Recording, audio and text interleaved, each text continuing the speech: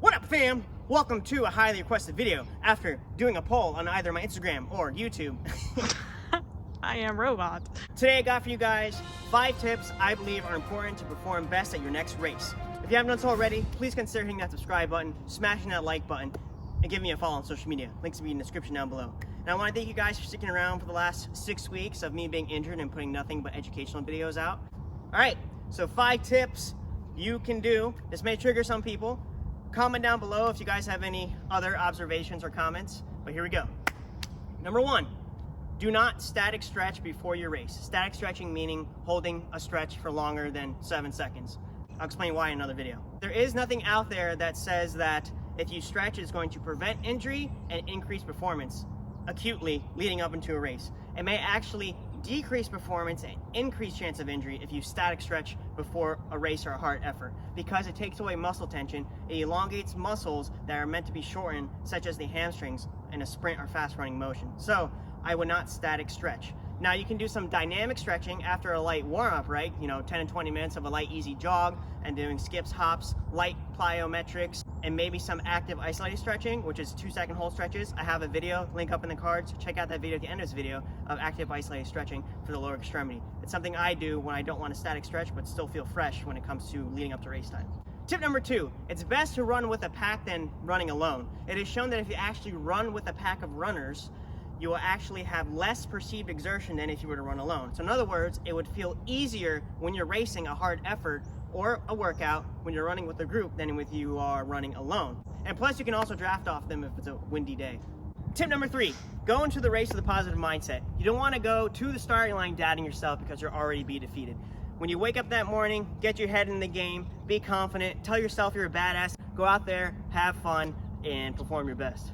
Tip number 4, it's actually okay to start out a little bit faster from anything less than a 5K, but anything more than a 5K, you probably want to start out slower. So less than a 5K, it's okay to positive split a little bit. So you can go about 5-7 seconds faster the first mile in a 5K.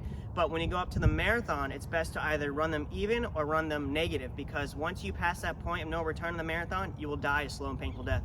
I've been there. It's not a fun time.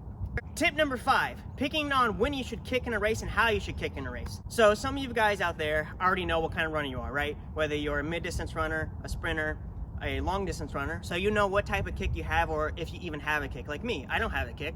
I have to start my pickup at least 400 to 800 meters out in order to be able to reel in my competition ahead, versus someone who's maybe a more 800 meter runner miler can probably start their kick at 400 to 200 out and still catch the person 100 meters in front of them.